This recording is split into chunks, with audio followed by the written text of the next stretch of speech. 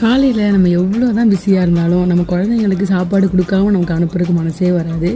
காலையில் என்ன பிரேக்ஃபாஸ்ட் பண்ணணுங்கிறத நைட்டே நம்ம எப்படியாவது பிளான் பண்ணிடுறோம். அப்படியே முடியாமல் போனால் கூட காலையில் நம்ம யோசித்தாலும் அந்த குழந்தைங்க என்னது நல்லா சாப்பிடுவாங்க அதுதான் நம்ம மைண்டில் வரும். அப்படி தான் நான் அன்றைக்கி திடீர்னு தான் பிளான் பண்ணி இடியாப்பம் பண்ணேன். இடியாப்பம் பண்ணுறதுக்கு கொஞ்சம் கஷ்டமாக தான் இருக்கும், ஆனால் பாப்பா சாப்பிட்ருவா, அது ஒன்று தான் எனக்கு மைண்டில் இருக்கும். காலை இடியாப்பத்துக்கு ஸ்பெஷலாக அவளுக்கு எப்போவுமே நான் தேங்காய் பால் எடுத்து கொடுப்பேன். குழம்பு அவ்வளோவா சாப்பிட மாட்டான், ஆனால் அன்றைக்கி சிறுபயிர் கறி வச்சுருந்தேன், நல்லாவே சாப்பிட்டா. இந்த சிறுபயிர் கறி ரெசிபி அவ்வளோ கஷ்டம்லாம் கிடையாது, ரொம்ப ஈஸியாகவே பண்ணிடலாம். ஜஸ்ட் நம்ம இந்த சட்னிக்கெலாம் அரைப்போம் இல்லையா, அந்த மாதிரி அரைச்சி தான் அந்த சிறுபயிர் கறி வைக்கிறோம். அதனால் ரொம்ப சுலபமாக பண்ணிடலாம். அவளை அங்கன்வாடிக்கு கிளப்பி விடுறதே ஒரு பெரிய டாஸ்க் தாங்க. அவள் எழும்புறதே ரொம்ப லேட்டு. இதில் அவளை தலை செய்வி மினுக்கி சிங்காரிச்சு அனுப்புறதுக்குள்ளே ரொம்ப டைம் ஆயிரும். அதுக்கப்புறம் நம்ம சாப்பிடணுங்கிறதே நம்ம மறந்து சுற்றிட்டு இருக்கிற மாதிரி இருக்கும். அப்படி அவளை சூப்பராக ரெடி பண்ணி விடுறதே காலையில் ஒரு பெரிய டாஸ்க்காக இருக்குது. உங்களுக்கு எப்படி?